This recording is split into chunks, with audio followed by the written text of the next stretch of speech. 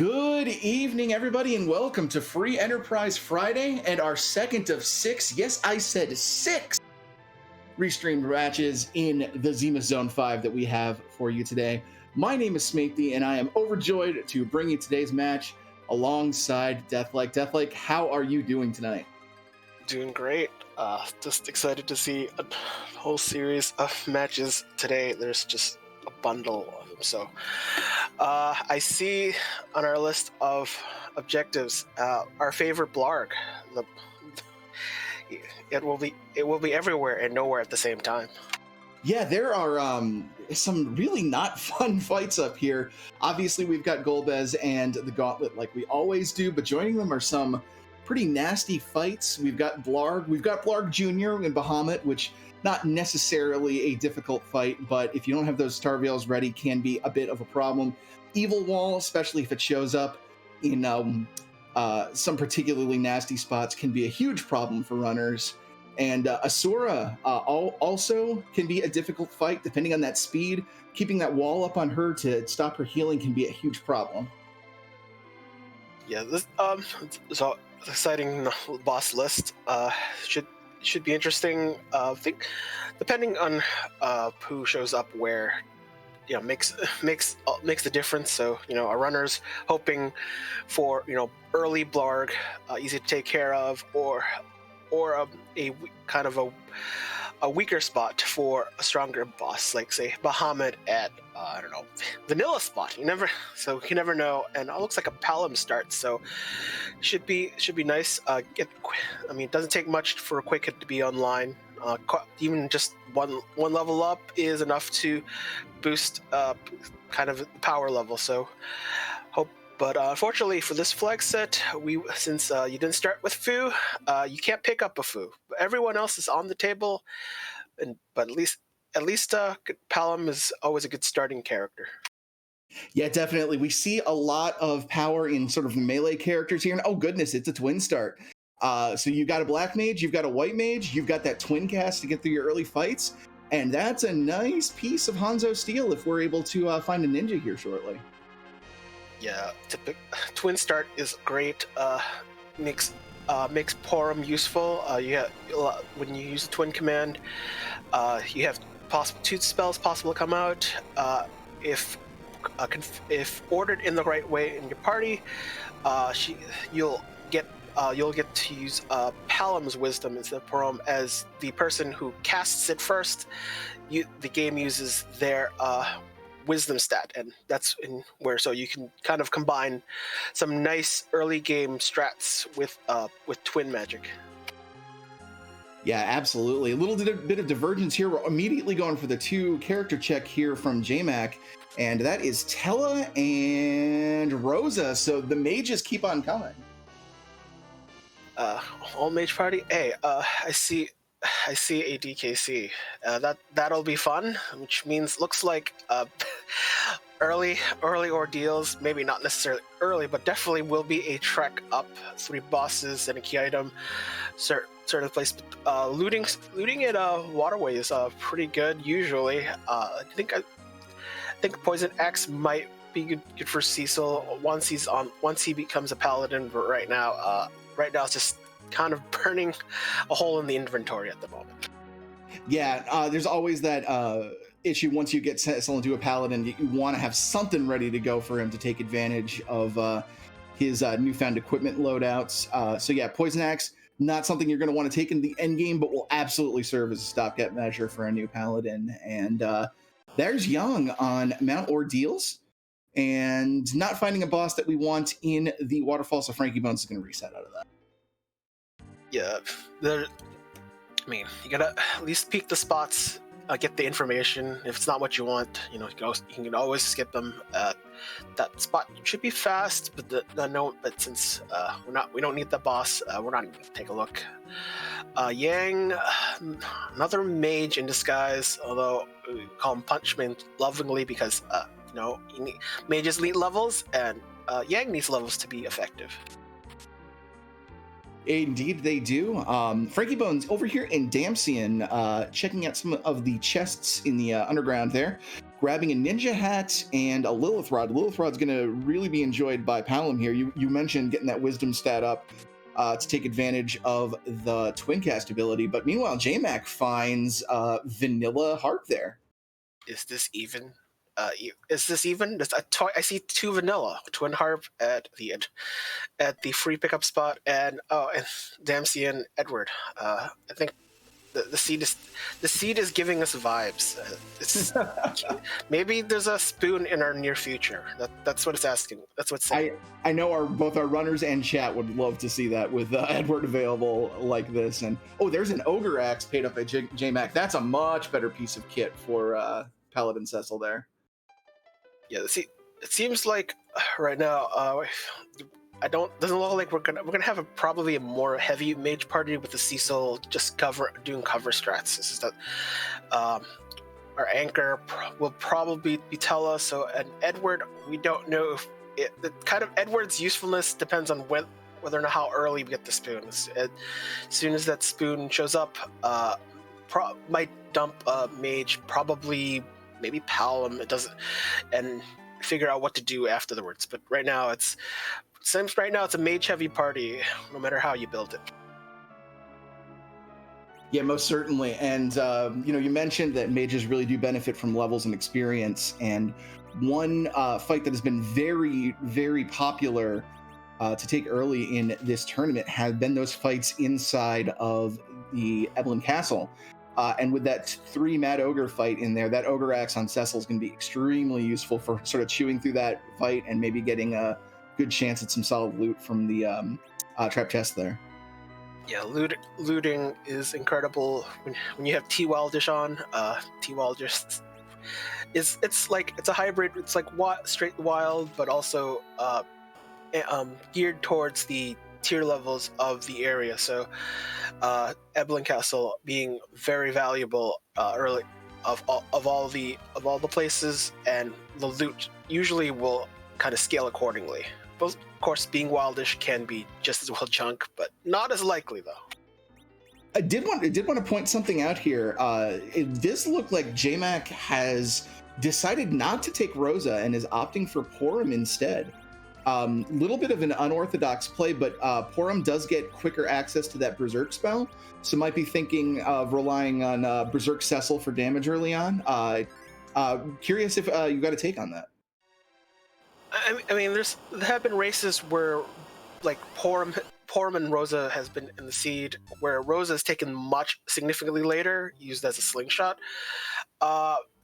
Given that you have kind of a backup in Tella as a white mage, I mean he gets black and white mage, but in terms of utility mage, for white magic spells, it's kind of like it makes sense. Like if you don't, you can take Rosa later, slingshot her, and with the risk of you have, Porum being the kind of the weaker character, lower HP pool, it's one of those. If you can handle it, that's fine. As long as you remember to take Rosa later on. It looks like our early exploration has been completed for both of our runners, sort of converging simultaneously on Antline Cave. We are about to get our first taste of combat here. It's looking like, hey, it's the other Mylon. So we'll know exactly what's in the starting point, the buy-in spot. This is so zombie party in Baron. The undead version here shouldn't be too bad, as long as twins will probably carry this battle as the magic power will be used between both of them. Yeah, very, very quickly taken care of there. Mylon apparently has not been really practicing as of late, too busy with his, Hollywood showcase as a cameo over in 14, so easily taken care of. And a pink tail, not immediately useful, but if we go turn in a rat tail, that could be a good pull of loot there. Well, we got forced hooks, so that might be worth visiting for some hoping for some burrs, a holy sword for Cecil. So that will be probably kept in mind. Early when you have early tails, you're going to try to turn them in. Pink tail not required for anything. Does not gain anything, so it's straight loot, and why not? If you have it and you're gonna have a 4 succeed, you're probably gonna turn that in, hope for the best. Yeah, absolutely. We mentioned this is going to be a mage heavy party, so equipment not as big a deal as it might be in a melee heavy party, but we still got Cecil, who is the person who benefits the absolute most from those high tier item draws. So yeah, Pinktail is a distinct opportunity for him. Not quite used to see a smaller party. That's the boss we don't need. No, so no cutscenes today, please. Yeah, no. Well, also we get to build our party early, so there are no free characters. Well, characters from spots where you normally would fight a boss, or gated characters. So you know who the characters are, and Frankie doesn't know what else is on the table. So, but probably won't impact the fights as early on. You already have twins, so it doesn't really matter who's in the team. They're going to do most of the work. Cecil probably not going to be effective, and all this experience for Cecil doesn't really matter. Ooh, there's a sparkle. Could be interesting. Just Pale Dim, and now that's the sparkle we're looking for. But a relatively annoying boss that you don't hate to see this early. Yeah, Pale Dim, only really threatening if you use elemental magic. Pale Dim does react to summons, which since Right is not here, doesn't matter. But I'm just taking advantage of twin magic, because twin magic doesn't react to counter magic, and Pale Dim doesn't really react to any non-specific magic. So pretty free boss battle, and hoping that maybe early pan, that'd be nice. Trying to minimize trips to Fabul, which is a common thing. Hey, we have the other tail, so yeah, there you go. And like you said, we've got that forced hook route, so the runners are going to be looking for that, not only the underground, but that's a pair of tails to turn in. Yeah, the routing becomes a little critical, although we don't. There's only one other place that the hook could be, or it could be, which actually could be just behind Ordeal. So I think the hook. I mean, hook actually something that could be behind a chain, but hook it's probably on Ordeals. Or at least a key item to get to hook. So we're not too far away at this point. Yeah, there's Ordeals, and I believe we still have that Baron in check left on the table that could also potentially lead our runners to where they want to go. Yeah, the boss density is in a boss hunt much more useful. So something like even Dwarf Castle becomes a lot more check that a lot of people can't really avoid, because 2 bosses, 1 key item. Dwarf Castle is also more incentivized with the warp glitch, so you can pick up essentially a second key item through the warp glitch, and we'll kind of speed up our runners a bit. And yet, question in chat, our Tracker Fried Potato kind of addressing it already, but yeah, there's been a lot of interesting decisions just that forced routing through the hook it's made our runners do. There's just a lot of incentive to try to get that 3-in-1 Fabul, but since you're not going to get easily undergrounds, it's a little bit of a risk, and yeah, it's definitely a point of debate over whether you prefer to do that Fabul early or try to keep it on the table for efficiency. I think it depends a lot about when you get the hook. If you get the hook immediately on Antline Cave or Mount Ordeals, then the Fabul fade is fine. But when it isn't, then you have to. So it's kind of one of those. Eventually, all roads lead to the hook. So if the hook, the worst case for if you're trying to fade Fabul is if the pen is literally at Fabul. So that's one of those things that can happen to someone fading Fabul. It's a gamble and can be time saving, as that check is kind of time consuming. So yeah. Woo Bear, I wouldn't be too upset. I wouldn't say that you're not Cecil material. I just think this was an edge case. Anyway, we're going up Ordeals here on frankiebones screen. Doing a little bit of looting and going to get to check the first of these 3 bosses here. Yeah, I mean, I think I saw Leviathan earlier. So that mirror's aim, it's all money. And hey, boss that we require shouldn't be too bad. Just twin magic will solve everything, especially at this low level. Yeah, this is not a huge HP pool at this spot, and it's going to be split 6 ways amongst all of the dolls. So yeah, anything you have access to that's going to hit multi-target is going to very quickly to clean this fight up. It's actually 7 because it's the big doll. So yeah, that's right. Yeah, oftentimes something like say a mom bomb, there's split HP. So that didn't get rid of. That's unfortunate. Hopefully that will be solved in one J atom. Gotta start us queued up, so that should be quick enough to. Yeah, there it goes, and that'll do it. Yeah, it's so you a lot of spot. So when you see Kalbrenna or Mom Bomb, you know that the HP was split between that spot, and it's sometimes nice. Not so much Mom Bomb, but definitely for dolls. The dolls are really kind of soften the blow. You don't, and the big doll contains most of the HP. And speaking of 14 cameos, here's Volvalis. Immediately going into tornado form. I'm not sure what the evasion looks like here, so I'm curious how hard it's going to be to hit her here. It might actually be difficult. Yang doesn't have a high multiplier. He's kind of weak at this point. I think he might have to do Dark Wave strats.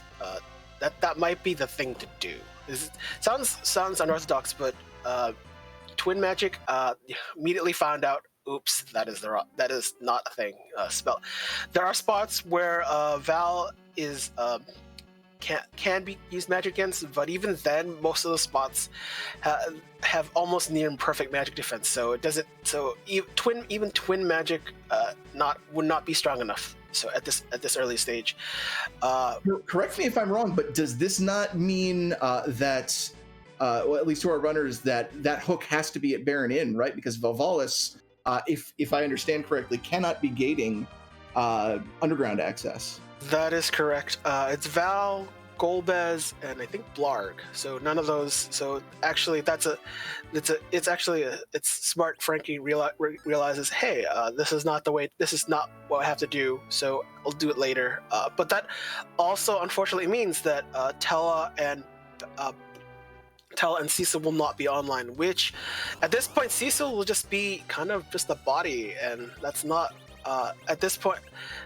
It's an interesting kind of a decision at this juncture. You know, you want to get Cecil and Tella online, but you're gated by one of the toughest bosses in the game. So especially at that spot, the back attack Mylon Z spot, not a good spot. And hey, French vanilla.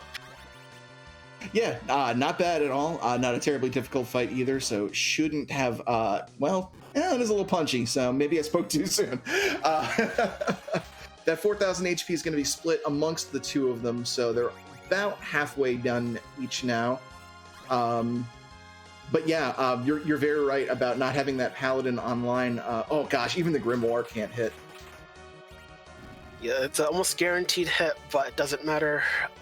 When you have max magic defense, magic doesn't work. It actually works both ways, but we don't have J spells accessible. So, but even then.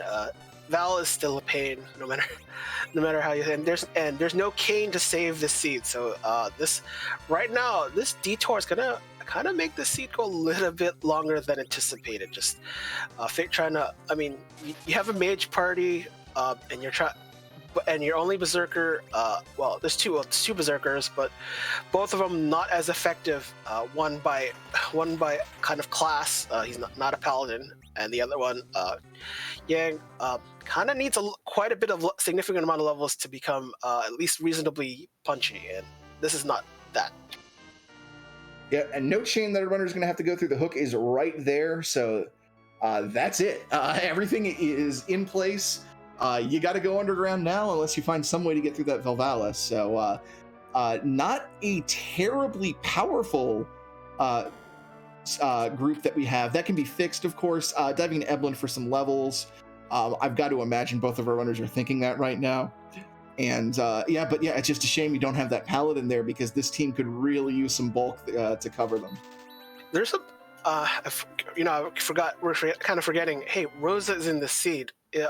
Giving aim counters kind of the evasion, as aim sets the targets and evasion to 0. So Rosa could actually be useful, but depends on what bows we have seen got access to. So the number, and the bow definitely determines quite a bit of damage, and the arrows. So it's one of those.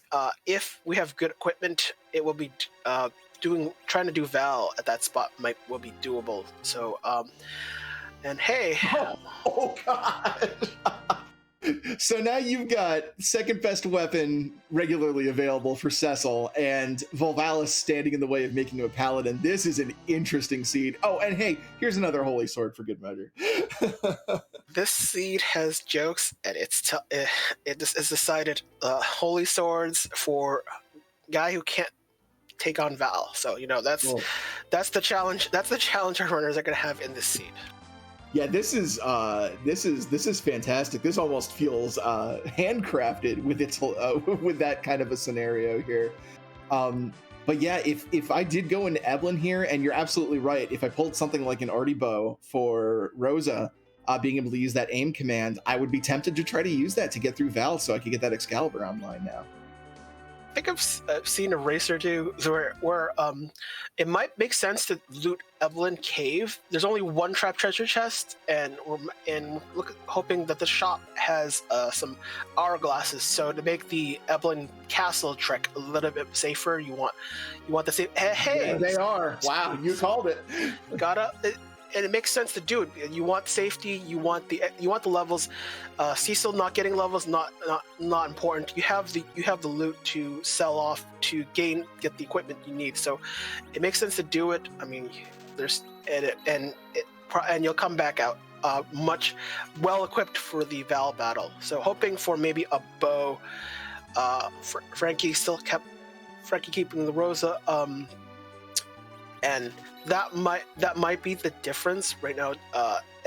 Rosa actually is probably the best character to have to kind of have control over the seed. Hoping for maybe a heroine robe in the armor shop, and that you don't maybe not even need a bow. Just have a heroine robe, and that might be enough. Yeah, absolutely. No heroine robe, but did pick up a cursed ring, which is an excellent piece of gear. You're gonna. Basically, it's an answer to a problem way down the line, but always something that you want to have in your inventory to keep your options open. I think there's some shopping going on, but I think the Evelyn shop probably having the best opportunity to tier 5 items, tier 5 equipment at the shop. So it's basically any gated shop. So Hook is gates you to Evelyn Cave. So all gated shops will have a lot more value. Right. Pepita asking in chat, did Frankie buy Hermes? I did see Frankie scroll down to buy something else at the shop. I thought Frankie might have been buying tents, but I think cabins were already found. So you might be right. He might have bought a Hermes. Might be looking to do some kind of agility manipulation with that. I mean, you can. There's some interesting stuff when you have an anchor and then you give him a Hermes to make the anchored character go significantly faster. And it's agility anchoring is kind of a certain level of black magic in this game. So it's always interesting when you buy. I see silk webs being very useful, but Hermes kind of can have some interesting uses beyond what we normally see. All right, so Frankie looks to be setting up for a dive into Evelyn Castle here, setting up Tella with that cursed ring right now. You're just talking about agility manipulation. We're seeing it in action right off the bat. So let's see how Frankie fares against these trap chests here and whether any of them are going to pay out. It's kind of, without Tella being online, a lot of the battles become more spicy as a result. So you probably might be able to get away with the stalemate and skulls. Actually, well, we have the hourglasses that solves a lot of problems, but it'll take a while for they say the Mad Ogre battle, where just you have to kind of chip away at the HP pool. So that might be a challenge. I mean, given especially though Charm Claw would be more useful. I think I saw some in the inventory. So with J items, not outside of the hourglass, probably not as useful. So we'll take some time, and there might be some downed characters after just staving off the initial wave of hits. And there is that Mad Ogre fight here. Does get the hourglass off, and now it's down to chipping them down one at a time. And then there's the depressed look at Tella's spell list, realizing beans, I don't have any of the good ones. Mini being size, being a particularly good spell here to just cut their defense down to nothing. But there's that Charm Claw. Gonna throw that on and take advantage of that bonus damage. So Frankie just found out, hey, spells don't work. So yeah, the one thing about Mad Ogres is why it takes away why I said chip damage earlier. They have practically near max magic damage, magic defense. So unless you have Nuke or Bahamut online, Leviathan loosely counts as enough. You're not doing any damage to them outside of punching them. And yeah, your source of damage is Punch Mage. Yes, that guy with the Charm Claw, that lowly claw, not very popular to some, very pop. But if you like Evelyn early diving, Charm Claw on a Yang at least makes him very productive. Yeah, and it's honestly one of the things that makes this such a great game when randomized, is because there are so many niche case weapons, items, equipment, characters even that can really come into play that you might not normally see or utilize in the regular game. And yeah, just Yang being able to take advantage of that tag that the Mad Ogres have that the Charm Claw will do effective damage to is one of those things. So it's a series of knowledge checks for our players, and you love to really see a runner taking advantage of those tools that they're given. Cool. Thank you so much for the raid. Welcome everybody.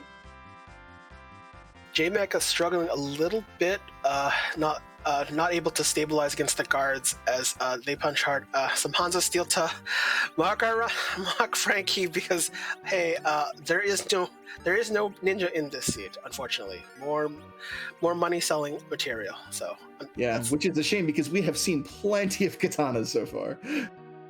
Yeah, and a ninja robe to just soften the blow a little bit. But there's one of the cool things about Hourglass and the ATB is that when they're in the queue, they still punch you, but usually that also means that their ATB's empty.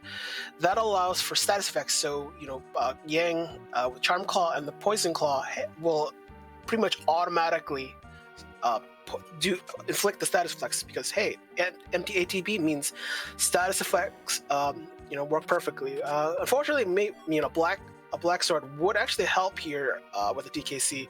Power short, nice, fine, but still not quite enough to get your you need to go. But still, definitely helps a lot with the multipliers to tackle Val.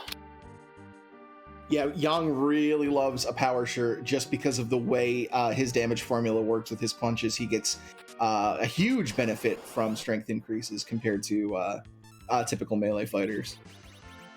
Although most of his power is derived from levels, so yeah. That's I mean, literally level based. So every level, his attack power increases by 2. That's before worrying about strength and everything. So, but strength, having power shirt is effectively 2 attack multipliers. Having more multipliers is better, obviously, and having high accuracy makes that multiplier hold up. Although Charm Claw kind of cuts it back, but it doesn't really matter so much. This battle shouldn't be too long. Life glitch in action and enabled, so some more free stuff. Yeah, good heads up play bar runners here, taking advantage of that life glitch when possible. Knowing you've got that mage heavy team and every drop of experience is worthwhile this early when you're looking at maybe a pretty low-powered route down the hook. Route down the hook route. Hey, that piece of armor I was talking about. There it is. Still don't have a good bow, but that is a great piece of armor if we want to try to power through Val. Yeah, so, that right, probably might be able to get it. Well, no, not sure. I'm not sure what the bow situation is like at the moment. So we'll take a look at that. But heroine robe, good for any of the girls. Basically, and if you give them a bow and arrow, and they can with weak berserkers. Usually, Yang is a weak berserker early. DKC not a good berserker unless you give him the black sword, and then even then he's kind of capped out. You kind of turn them into a powerhouse, and that's kind of J item usage top notch. Just take care of the skulls. Yep, all set, and it's gonna be our last high tier pull from Castle Evelyn, and Quake Kid is online, so that's big. Yeah, I saw some. I think Rosa also learned Berserk, so that also helps out quite a bit. I think with the gear in hand, we can. Normally we'll talk about the hook route, but I think Val is actually more important to get Cease online, and that also means that maybe some side trips, maybe looking for the trap chests later in Cave Evelyn and the Tower Babel, both like the essentially giants and mad ogres. There'll be something that Cecil we're taking on just to get levels on him, so he can cover more effectively. Yeah, right you are. And yeah, Frankie is going to make the play here, heading towards Ordeals, is going to take on Volvalis. Meanwhile, J-Mac finally getting into Evelyn Castle here, doing some shopping. We'll see if she decides to take Frankie's lead and head into Evelyn for some more gear and experience. You could grind other things, but the Evelyn Castle experience is pretty invaluable, especially with mages that need the spells. I mean, Quake Kid, getting your white mage to get Berserk and Blink. Those are pretty powerful spells that make our lives easier. So the runners will pretty much take advantage of it whenever available.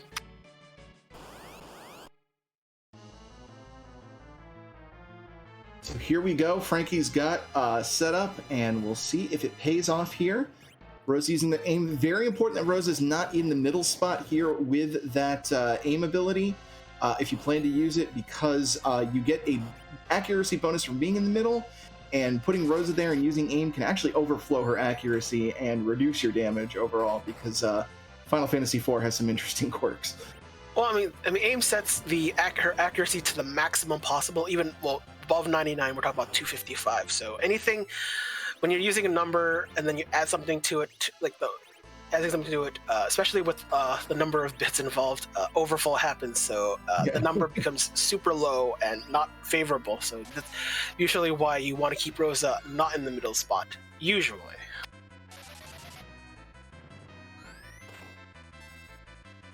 I think Power Staff Rosa.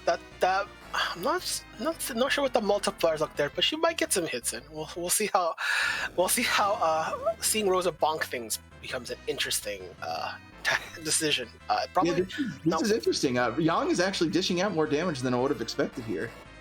I mean, when he has like 4-digit HP, his damage should be reasonable. So I think at this point, Yang has reached that point where he's at least contributing, and at this point, he's doing a lot. He's doing the work. So, yep, Punch Mage needs levels, and that's always been his thing.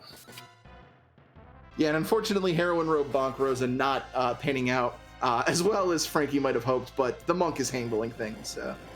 Going to be a bit of a grind, but certainly it'll be worth it to get that paladin with an Excalibur in his hand. I think that I don't think the back row glitch has not been used. So in order to take the back row glitch is basically if you equip something like a bow and arrow, weapons that are back row compatible. The game in its not buggy wisdom doesn't take off the bit, and so allows characters like Cecil with the best burr in the game to back row glitch, and you can use full power from the back row, which allows for some nice cover strats, especially with the Xcal available in this seed. That's probably what, and I don't think Rosa's back row glitch, so that's why she's not doing very much. Yeah, that's one of the sort of quirks for the Neki flag that we have that doesn't give characters their initial equipment that they would normally have in the vanilla game. So that gives them random low tier gear, which means that Rosa, who normally starts with a bow, can end up with a staff instead. So normally when you're just kind of assuming Rosa's always back row glitched because she always starts with a bow, not necessarily the case in this flag set, and that can I know I've run into it a few times where I've completely forgotten that, oh yeah, I need to actually give her a bow at some point. Yeah, if it wasn't Sineki, there could have been opportunity for the stock bow and arrow that she has, which isn't really strong, but at least we'll get her automatically glitched. And hey, Val is gone, so yes, that's great. It's a heads up play there by Frankie. Might not have been very clear what Frankie was doing there, but by using Virus to kill a character off and then revive them, it stops that gradual petrify effect from getting any worse, so you can just get them back up and get them going. So some heads up play there to keep characters alive, and Volvalis is done, and we are going to get a paladin and another boss check. Although I might have forgotten that Tella has heal. That's expensive. It's the same MP as Virus. It's the same thing, but it's fine. It's definitely different. Maybe I don't know. The decision was interesting. It might be just another one of those knowledge checks. It might not be immediately apparent to people that you can actually heal gradual petrify before the full petrify goes on. The seed is making jokes. Gives you a bow. Here's battle after. The bow you were probably looking for the boss. Big shout out to our restreamer Nyobari for rolling this one. This one's hysterical. I love it. I love it so much. We need this boss though. Required Ashura. Probably, I think Quake Kid probably will take care of it. If it doesn't take care of it, it probably needs a bluff, but prop should be more than enough to take care of Ashura. It's only 1,000 HP at this spot, so not too bad. Has to at least hit it. There we go. Pretty quick fight. Worst case scenario, if you didn't have Quake Kid, probably would have to use some like double star veils to get a reflect, so Ashura doesn't heal herself. Yeah, we also I know a mute dagger was picked out at some point, so Cecil could swing that. I don't know if it'll hit for quad damage because it's only 1,000 HP there. I'm not sure that Cecil would hit that hard at level 1, but it would have also been an option as well. Probably wouldn't have been too effective. It's like average accuracy. So and his multipliers, like he's like basically naked. It doesn't even matter what. Yeah. So you only have like a two attack multiplier by default. So it's not exciting, and probably wouldn't move the needle that far. But don't remember. I'm a lit major, folks. All this math just goes over my head. I play this game with my heart, not my mind. But it's all about the math. I gotta calculate my multipliers, see how much HP, how much money I need to buy this item. Money. I don't look at my gil. I just feel I think I should be able to afford this item. Oh, there's also more money, more problems. So, question in chat here. How do you know how much HP monsters have at certain spawns? So the way the randomizer works is even though it shuffles the boss locations, the bosses will still inherit the stats of whatever monster was at that location that they end up at. So right now, JMac is fighting Volvalis here, where you normally fight Mylon Z, or the second Scarmigliona fight. So Volvalis essentially has the HP, the attack value, the magic value, etc., that Mylon Z would have had at that spot. So that's sort of the way the randomizer works. It makes it very interesting because sometimes you're giving bosses much higher stats than they normally would. Sometimes attacks that weren't normally dangerous can become incredibly dangerous if they're inheriting a useful stat at a certain spot. So it's something that our runners have to be aware of as they play. And Dark Knight Cecil is going to be our gatekeeper to the Underworld here tonight. Yeah, that might actually be pretty tough. I think Yang will solve problems. You just need Cecil probably won't. His H is he's just get he's. I don't remember what there's any XP gained yet, but right now Yang probably needs to reach a certain threshold, and we'll be reminded what that threshold is in that battle. With some also some potion maneuvering. You want to try to get a potion used not by Yang, but used on Yang the first time around. Then Yang heals himself by another Cure 2 potion second time around, and usually that should be enough. But depending on how much damage. But I think we might have to do a quick grind of Yang. And then there's also whatever the surprise is, King Queen Evelyn spot. So yeah, that's right now. It's not an immediate gimme. It's more of an HP check right at the moment, because that all Payman cares about is pain.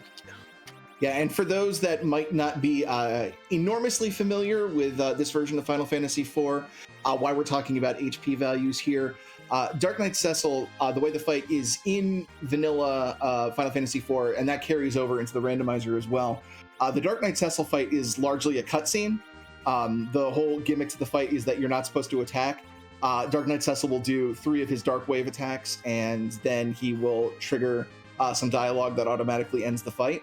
So the strategy here is to do the same thing, to not attack, but keep your characters healed so that you can endure those 3 attacks and then just be able to automatically get through the fight.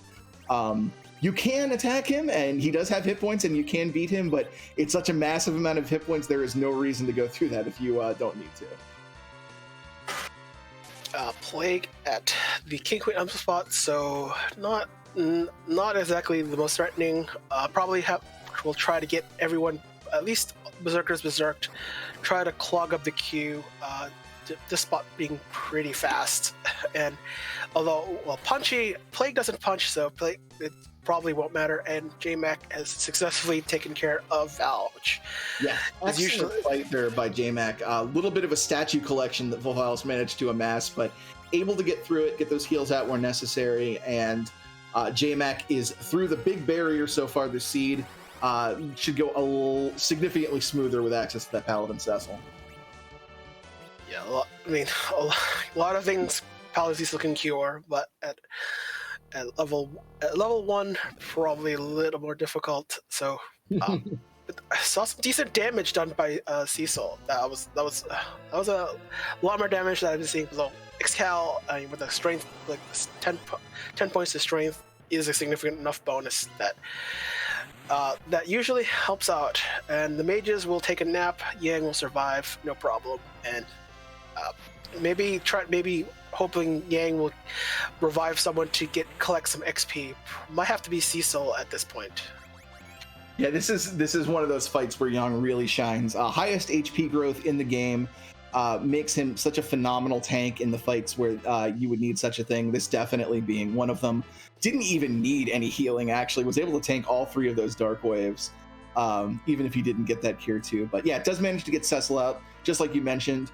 That way, Cecil will be able to get some experience here, and he's going to shoot up in levels as a result. Yeah, Slingshot probably in effect 23 levels. Yes, that's the worthwhile Slingshot. He should be at 1k HP easily. Slingshot basically has to be 10 levels lower than the median, so the middle level, so not average. Doesn't matter. He's level 1, so pretty much everyone will be level 11 or above by that time. So no worries there, and see if peaking that spot. It's Ruby or maybe quarter Ruby. Yep, neither of those on the agenda here for bosses we need to complete the siege, so not going to be an immediate rush up that tower, but definitely something to keep in mind if that tower key does show up. Our runners are going to know that really the only potential value as far as bosses go is going to be in that super cannon room. The only thing you'd be looking for on top of the tower is a key item. Yeah, probably not worth looking at the moment. Looks like JMac has decided to use a siren in one of the packages, one of the starting inventory stuff that you can pick up that you get in the beginning of the game. The Siren trying to get Cecil some levels, so I think this is the play for JMac. Makes sense. I mean, if you're not gonna go looking for the bosses in Cave Bubble or Tower of Babel, yeah, this is the best place to do it. We know that the hook route is relatively free, but very smart heads up play by JMac if you're in the area anyway. That encounter, it's a rare encounter on Mount Ordeal, so getting the Siren automatically triggers it, and it is actually one of the most lucrative encounters in the entire overworld as far as experience. So good game knowledge there for JMac to get a relatively powered up paladin going into the hook route. It looks so. We don't know what's in the Dwarf 2 spot, but Leviathan can actually be pretty devastating at this spot. The Calabrena spot has high magic power, so not so worried about the big waves. More concerned about the essentially probably one hints to give ice 2s that will really fall up. So that might be the problem. Not sure if Cecil's back row glitched. We'll find out immediately. No, it looks like pretty full damage, so yeah, back row glitch. if that's back row glitch damage, then I'm afraid of what front row damage is. Ironically, it would be the same. So, I mean the other way. If that's non-glitch, yeah, whatever. Yeah, if it was glitch, yes. Don't want to hold them back. I think Thunderclaw doing lots of work with some thunder magic.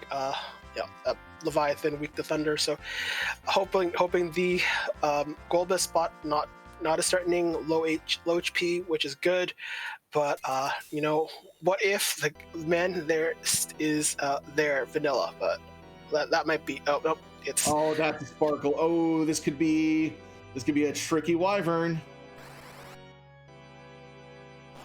Let's see. There it is! Surprise! Surprise! Blarg and immediate reset. This seed just keeps on giving.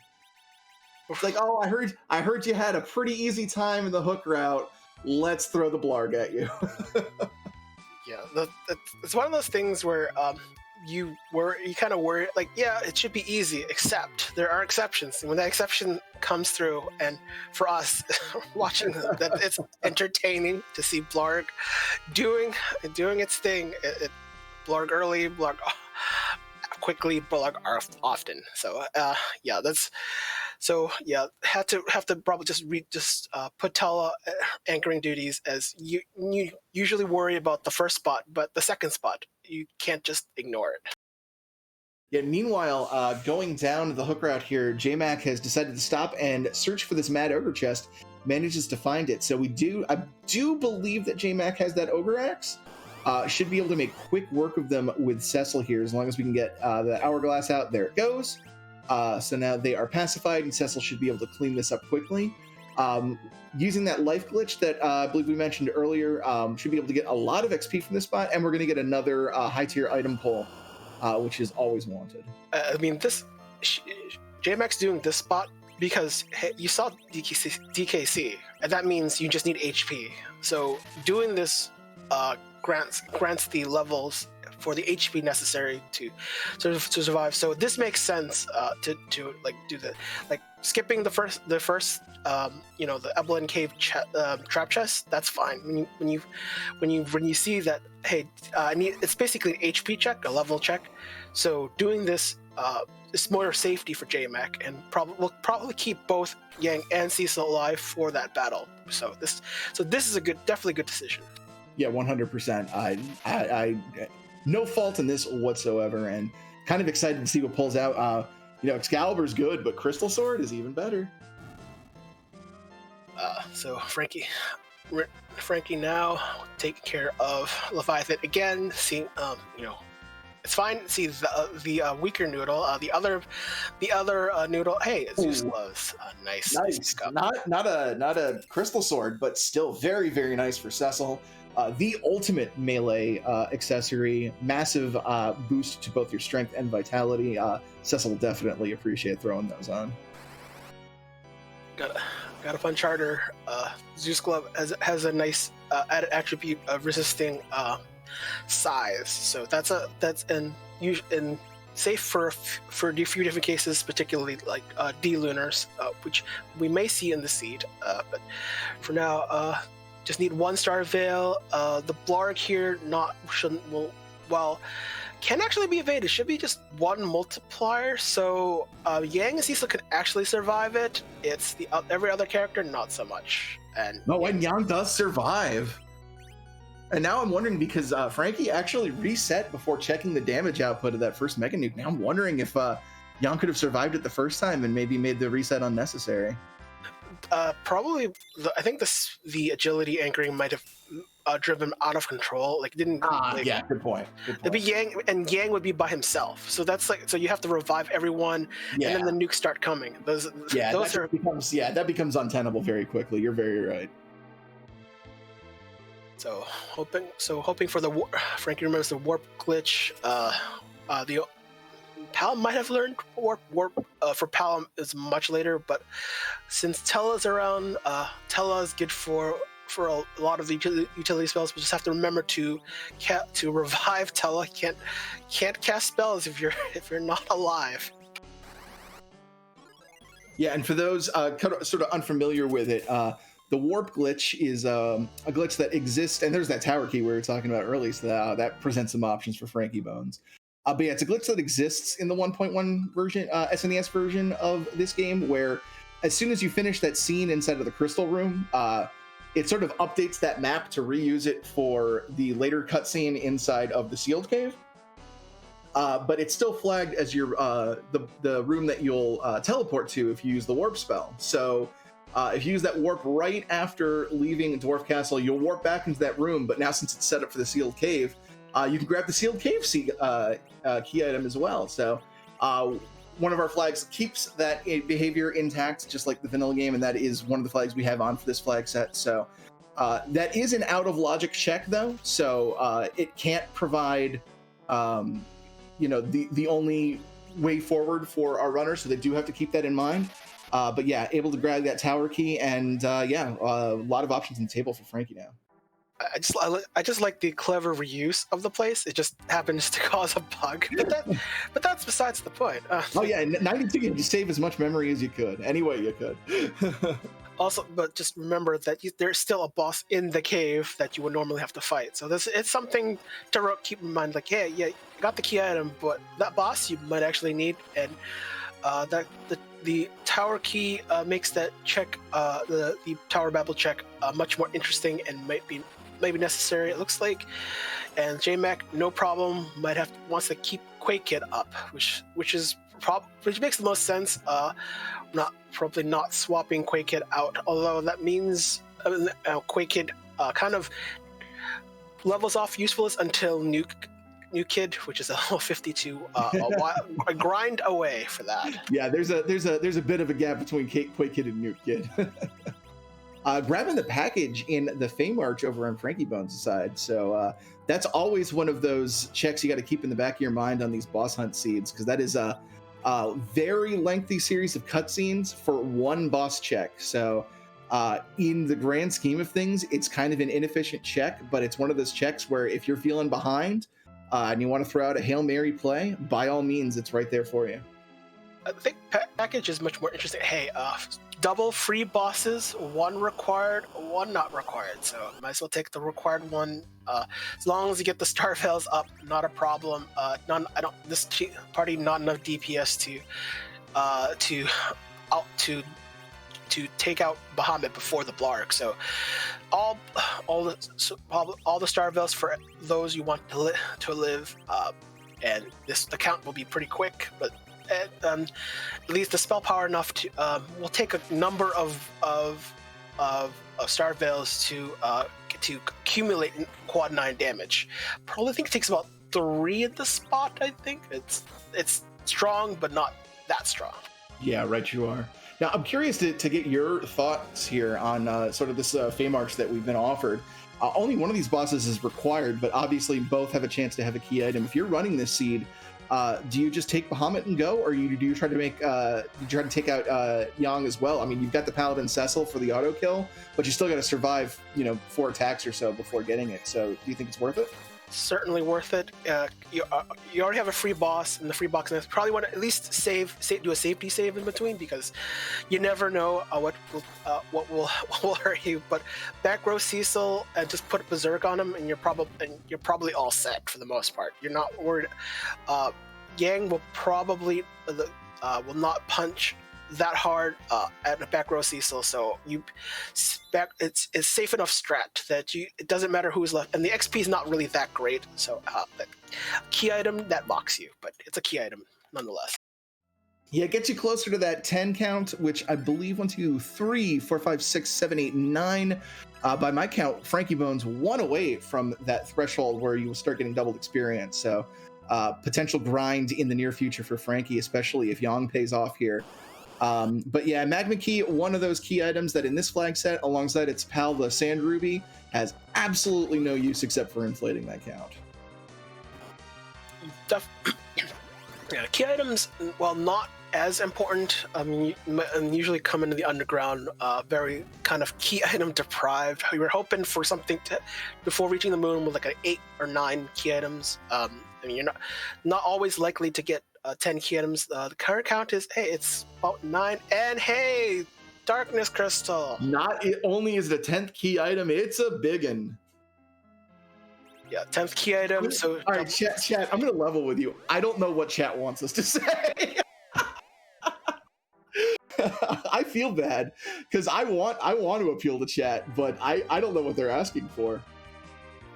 Maybe hoping for Harp into Darkness, but it's a little late for that. Oh, because of the Magma Key. Now we can get underground. Yay!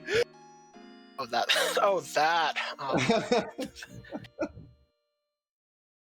The seed. It has plenty more. Sorry, chips. I just mentally phased the Magma Key out as soon as we got it and filed that under. That's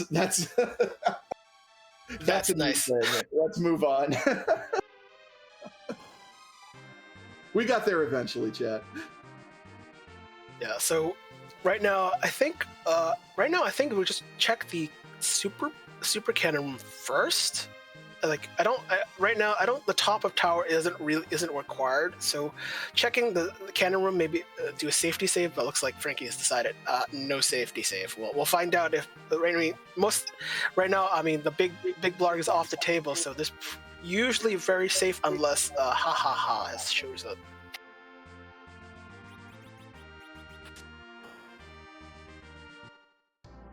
And there's the Hurdle Turtle. I would definitely rather encounter him here than up on the moon, but obviously not looking for him for a boss, so only thing he could pay off with is a key item, and honestly the only key items we would really be concerned with would be the Earth Crystal gates a couple of bosses. Actually, the Earth Crystal only gates one boss. Luca Key gates a boss, and of course the Pan can lead to either of those, so kind of running out of key items that can be really terribly useful to our runners. Yeah, Zop 1 is accessible without an item. So without the Earth Crystal, normally you have the Earth Crystal in vanilla to kind of unlock the dungeon, but here in Free Enterprise, you have free reign to take a look at what's at Zop 1, which is the Mega Sister spot. But you're still required to have the Earth Crystal to complete the whole entire thing. So usually Earth Crystal is required to make, not having to revisit the tower. That's the only reason why you need and I don't think we really need loot given with all the mages, and we have the burr, so it's kind of that Troyer Treasury probably not happening this seed. Yeah, we do, Fried Dead Potato pointing out, do want to go ahead and point out that JMac did handle Wyvern without a reset. So even though JMac has seemed a little bit behind Frankie up to this point, that definitely is going to catch up some time now. Now I'm curious what JMac's next play is going to be.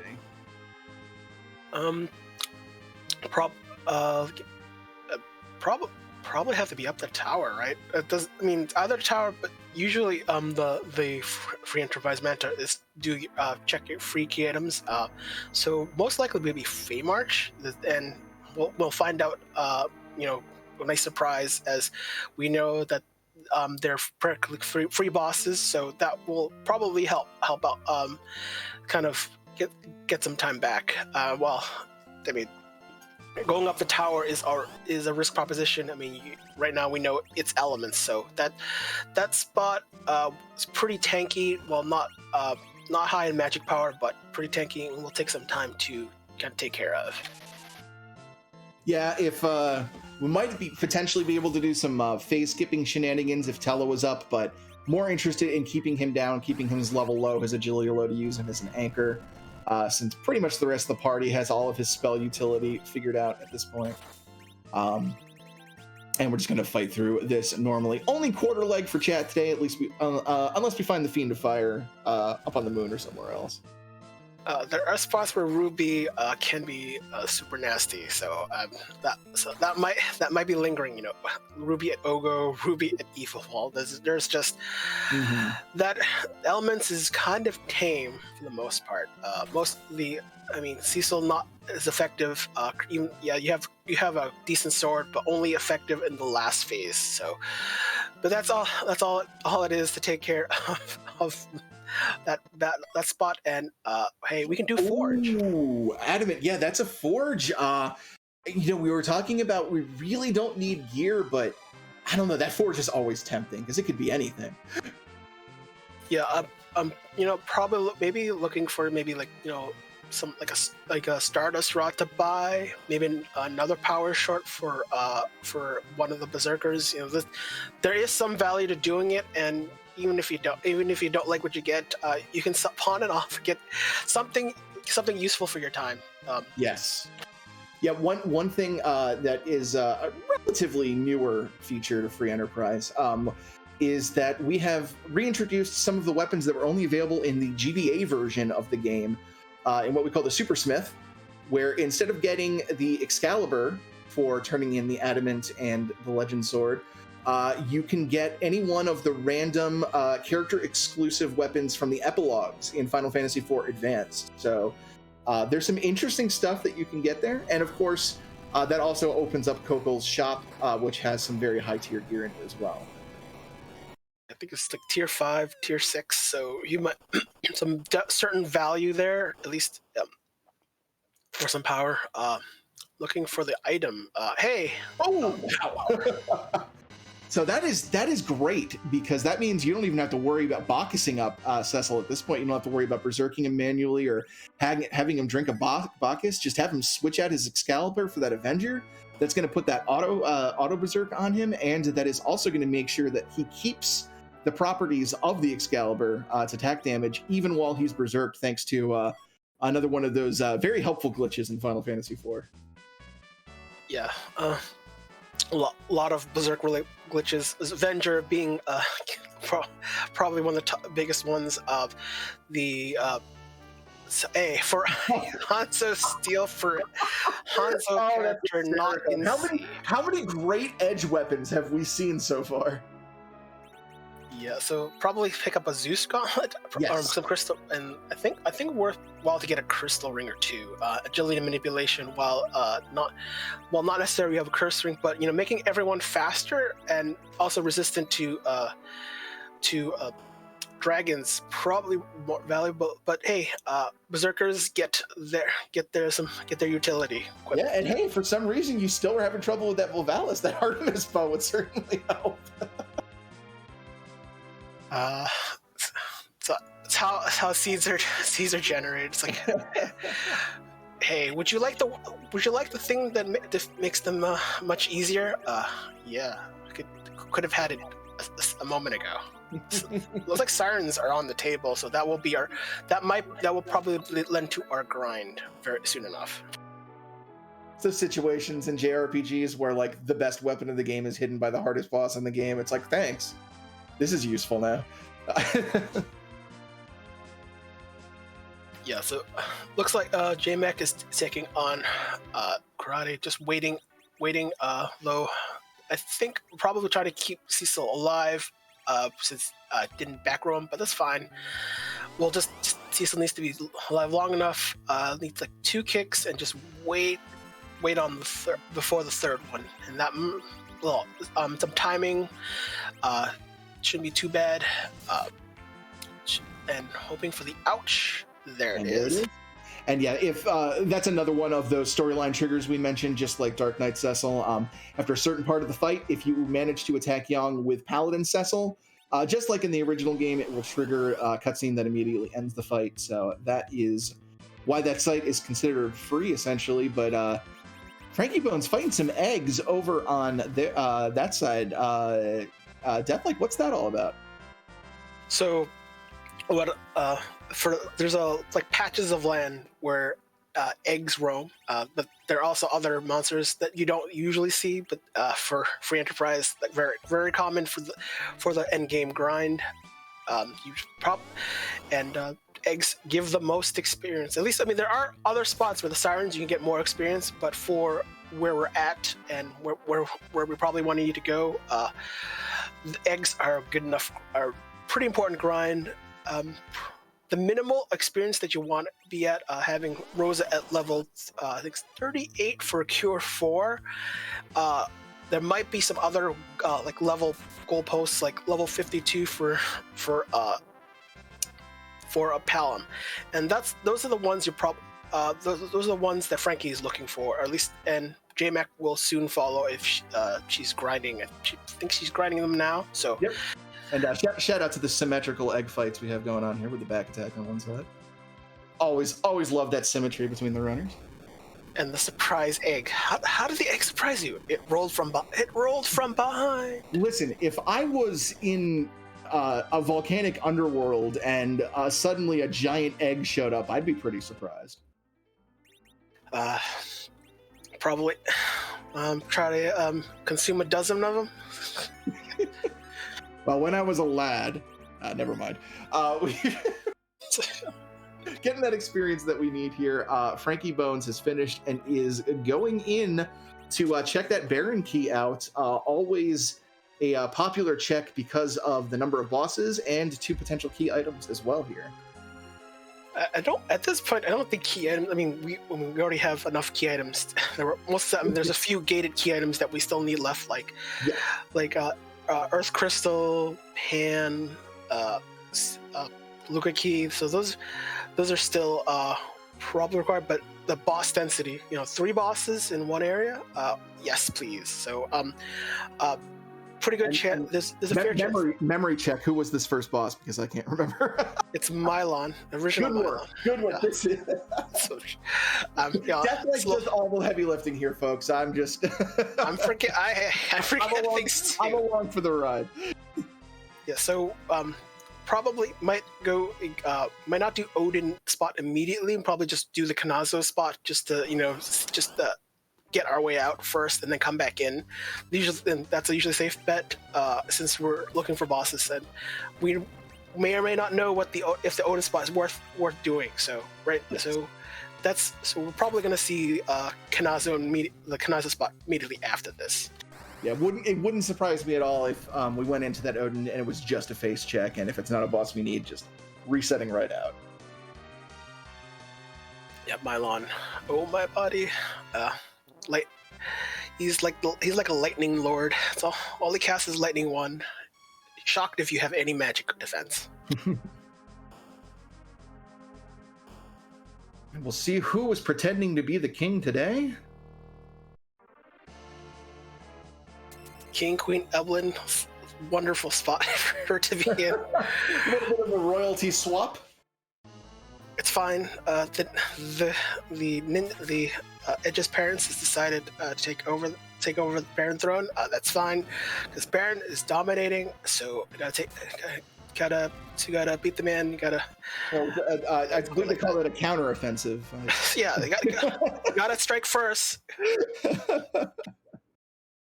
Quickly down to, I'm a little disappointed if I'm running this to see that boss right here when I know I'm about to head to the moon in the near future, because that is definitely a boss you like to see on the moon instead. Yeah, it's unfortunate this spot. You see him early, but random randomizer. You don't really get to choose your bosses, and hey, that's half vanilla. Yeah, half vanilla, but facing the wrong way. I'm a little concerned about that. It's like, good job there, one of the twins, but to hold the wall the other direction. It doesn't matter how you hold the wall. It's fine. It's art. You got to wedge the small child in properly to stop the wall. If they're not wedged in, then they're just going to run right over them. I think I remember seeing a literal vanilla wall, and like of both twins in the right positions, and that was a rare sighting indeed. So Frankie has decided to just do a peek, hoping for a boss worth the time. JMac is probably, I think JMac looks like probably nearing going all the way, at least for New Kid. And probably at the same time we'll get Porum to learn White at about the same time. And looks like ends it just a little bit early and is going to head over to the tower. Meanwhile, we found Antline on Odin's throne. And frankiebones is actually going to go through with the fight here. He's powerful enough. You might as well. Don't want to leave. There's a couple key items there that can lead to bosses. So, there is a chance you can, mess yourself up and leave something on the table that you need for later. So I don't completely hate this play. Yeah, I'm wondering if Frankie will be punished for having Avenger carrying Cecil. Usually you want Cecil to hold the Excal first and then swap in, as Avenger will punish you in certain battles, particularly if Golbez eventually shows up. And of course required, although Antline not on his moon, and a piece of not key item, so yeah. Complete reset. Not interested in spending the 30 seconds it takes to walk out of the castle to hang on to that tiara. Don't blame frankiebones. Let's go to Mysidia and raise the big whale. Yeah, that's a nice cutscene. Some of the cutscenes are kept, but it allows the runner to get a moment to compose themselves, think of what to do next, and probably will think of peaking Cave Bahamut. There's a lot of value in that cave, so hence the name. So maybe there might be a boss looking for or hoping for something not too bad. That spot being super punchy. So there are some bosses on the table that would make that check not so nice. Maybe like a Baigan, which I don't believe has shown up on the seat quite yet. So yeah, this is an interesting position that our runners are in with sort of the key items they have. Eventually you get to the point where you have the key items where since you only need 7 out of 8 of these bosses, as long as you are leaving one boss locked behind a key item that you don't have, then you can consider yourself relatively safe, that you'll still be able to find all the bosses that you need. There isn't a chance that you'll have to go back and redo a boss that you skipped to get those key items. But that's not the case for our runners right now. We're missing both the Earth Crystal and the Luca Key. 2 bosses behind the Earth Crystal, 1 behind the Luca Key. So they're not in guaranteed safe face check mode. And we're seeing 2 very different approaches to that predicament by a runner. frankiebones is being very meticulous and making every possible check to make sure we don't run into that situation where we're passing over a key item we need for a boss. JMac, on the other hand, seems to have entered full face check mode at this point. So we'll see which of these pays off here. I really like sort of this different strategy we're seeing. Yeah, I mean, this is like kind of like an off check, one-off, and hope. And from a routing perspective, unless you literally get the Earth Crystal, vanilla spot, that might not be one of the best ideas. But hey, it's you never know what boss is here in the first place, so anything can happen. The boss reveals as a little bit after, so right now try to quickly kill off the characters so that they can so we can speed up this. Yes, this is not an actual boss fight. This is just sort of a cutscene here, so it doesn't get randomized. As soon as this fight ends, either by your whole party getting wiped out or a certain turn count going through, it ends. And we go into Edward's cutscene, but since we love randomizing things over here at Free Enterprise, we randomize even the music that Edward plays to break the Dark Elf spell. So we're going to take a break from comms here and let everybody in chat enjoy the rockin' tunes of DJ Spoonie B.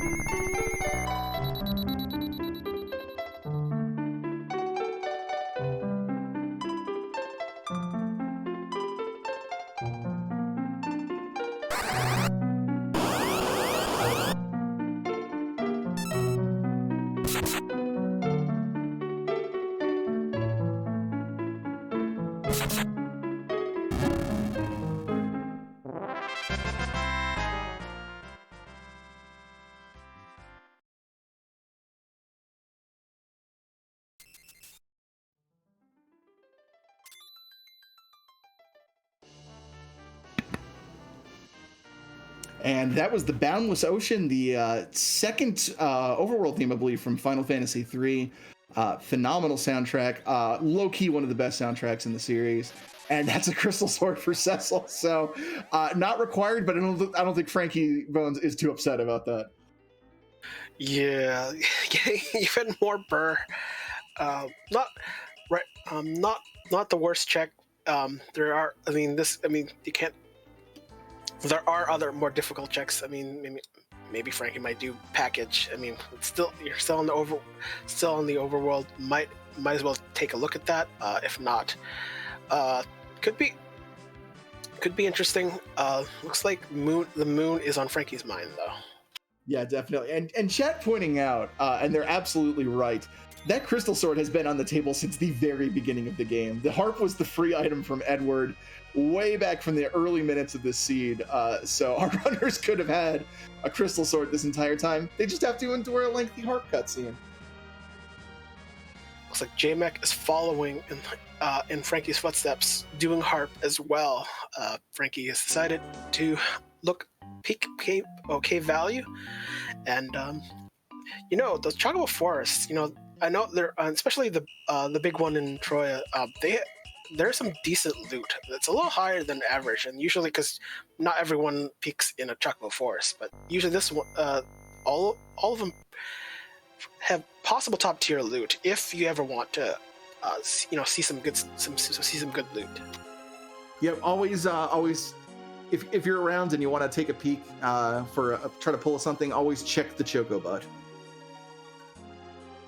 And there's always something in the Choco Bud, and there's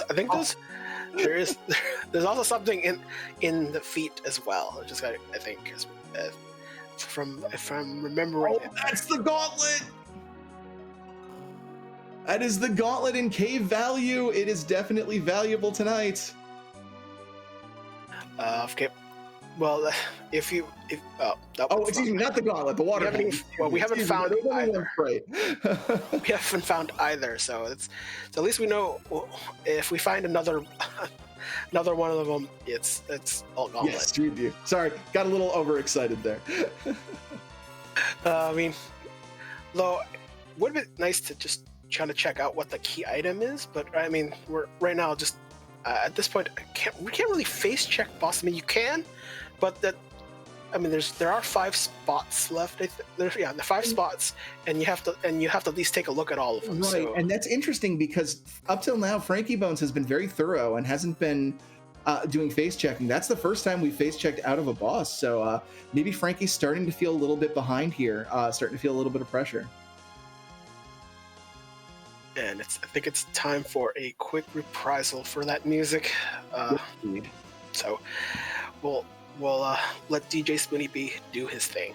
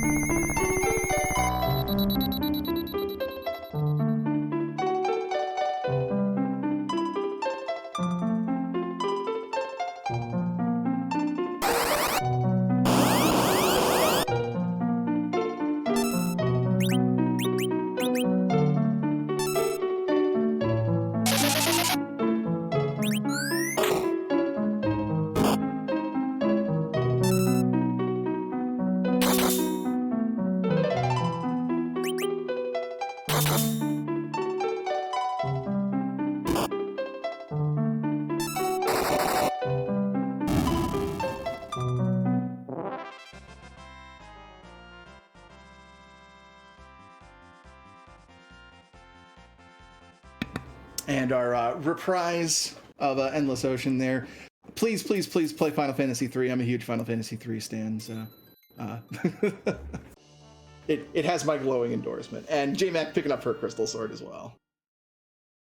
J-Mac has got enough levels for a new kid and white, so that those spells are online. Kind of interesting at this point. Might have at this point both parties are really similar. Although okay, J-Mac didn't pick up right now, but J-Mac has both. Yeah, I forget. I'm trying to remember these things. I don't remember what was at the pale dim spot, but I think that was just reset it out of, and checking key item spot with a nope rope.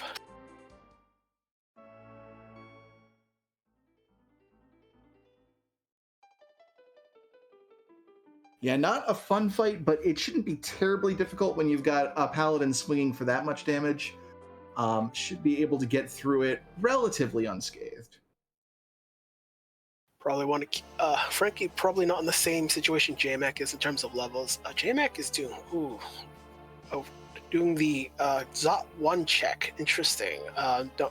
Not with Earth Crystal in hand, but might save some time. You know, if there is a boss at Zot 1, it's not probably, and it's still worth a face check. It might pay off. I mean, because if after the moon and Frankie picks up like 2 bosses here, as an example, then J-Mac would be in the driver's seat once as she does the same moon checks. So it's an interesting gamble. We'll see if this pays off. Yeah, I'm excited for this. I love these kind of somewhat unorthodox plays. What do we get? CPU. Yeah, no one has time for that. Not interested. Well, I mean, there can be a boss behind it that might be worthwhile, but it's not a spot's not attractive when you have bosses that you don't want to take on. I mean, yeah, and we would still need that Earth Crystal to get through, so. I mean, at least we don't have the. At least in this flag set, we don't have to do a Demon's Chase. Correct. So yeah. That is, and it's not a required boss. So that helps with key item checks and not have to worry about the boss. But unless the team misses gating something. Yabari, you did put in all the bosses, right? Like they're all here. Because we're running out of spots. There will always be one boss that will take the day off, but everyone else is gonna be here. So yes, just because of the way the randomization works, one boss from the entire pool of bosses is always excluded from every seat. But if that boss is a required boss for an objective, they must always appear, of course. And well, there's one. It's the gauntlet on the Ogopogo altar. Nyobari, this seed is just chef's kiss. This is beautiful. This is absolutely beautiful. Yeah, Gauntlet on Ogos, one of the more difficult ones, probably if not the most difficult, especially if for newer runners. This is not the gauntlet you want to see. It is a hard knowledge check too, as Frankie Bones just discovering that that enemy has auto reflect set up, so. Yeah, so Yang, usually one of the more popular characters to take on the gauntlet. If you get Thunderclaw, those evil masks, those are fun. And behemoths, not so worried as long as you punch them when you're ready to take damage or ready to get hit back. So yeah, behemoth's gimmick is they have a incredibly slow ATB bar. But they will counter every physical attack with a very, very heavy attack of their own. So you just have to slow down, take it at your own pace, and only attack when you're ready to eat a punch. We'll also see a red dragon sighting event in the sequence. I think the final phase is 2 red dragons, which operate differently when red dragon has a friend. They operate differently, which is one of those things where memorizing enemies, because you don't have to memorize too much, but you always notice if they're alone or if they have a friend, they do operate differently, and you can. It's kind of nice to see once in a while.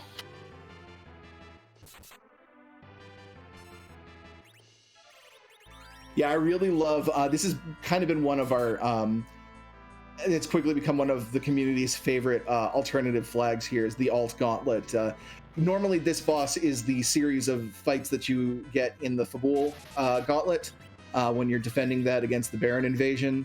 But one of our community members, I believe that was Rex Rawl, recommended, well, hey, instead of pulling from that static list of enemies, what if it pulled from the enemies, around where you encounter the boss, so we can see some of these random enemy encounters that we don't normally see in the randomizer. And it's was a really, really popular just because for that reason exactly, that you get to really see these encounters that you don't normally see, and you have to sort of be ready for them and understand the game and what these enemies can do. So very, very cool to see this pop up in such a difficult spot.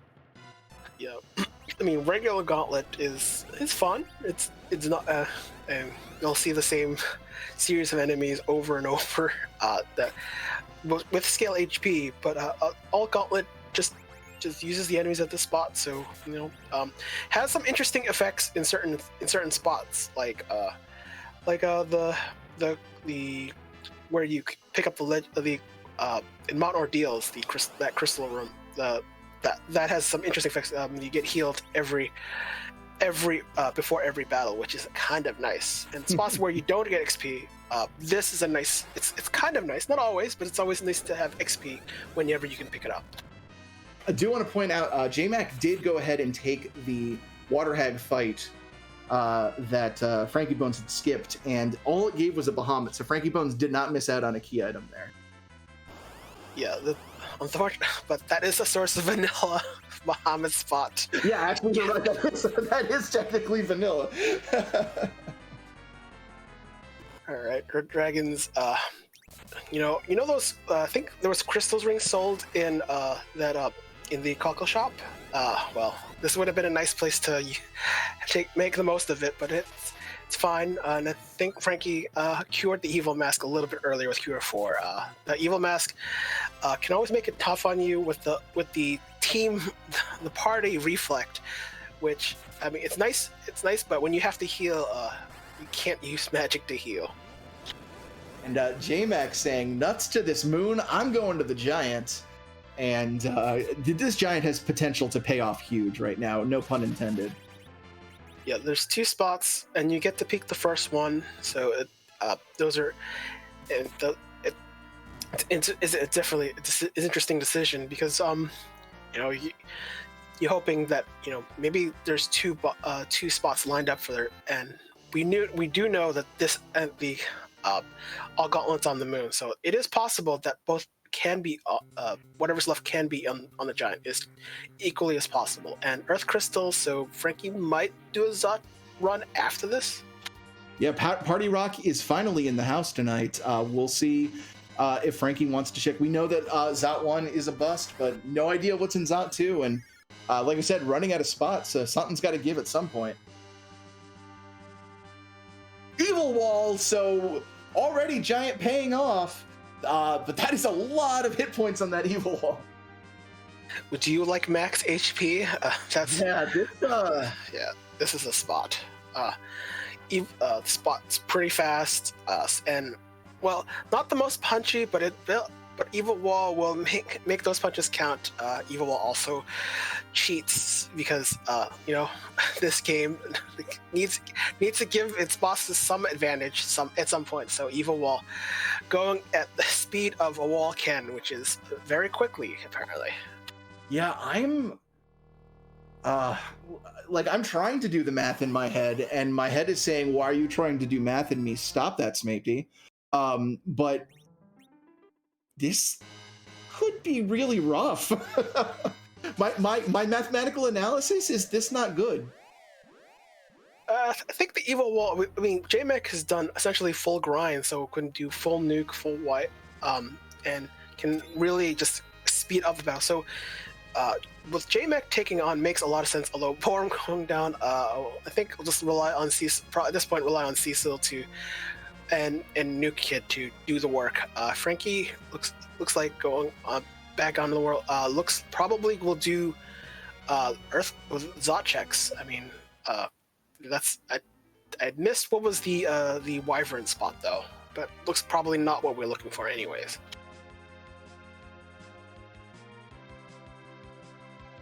Heading right over to Troya here and going to climb up Zot. Like we said, we know that CPU is the first boss there, but second boss, and it's still that Luca key is nowhere to be found. So, I mean, if you get Luca key out of Zot and Luca key pays off, that could be a hard required Earth Crystal, which would be kind of nutty. Actually, no, it could be because there would still be one boss otherward, but still, that would be a one pretty critical path. Although there'll be a surprise pen that might be gating the Luca key. That's true. Yes, now if it's the pen that gates the Luca key, yeah, then it could be hard required. Yeah. So there aren't too many key items left. Although I think our runners would love the pass, and JMech taking care of the evil wall. Hoping maybe gold will be struck for whatever is at the CPU spot. I think the worst thing that could be at the CPU spot that's left would actually be Golbez at this point. High magic spot. Though also that spot punches hard, but Golbez doesn't need to punch. There shouldn't be. Dark Elf might be might be the only thing that might be kind of like a small pause, but probably be nothing in the grand scheme of things. Yeah, especially with JMac having done the grind already, and also like the amount of XP you get from that spot is ludicrous. So everyone in that party just got a pretty big bump in power.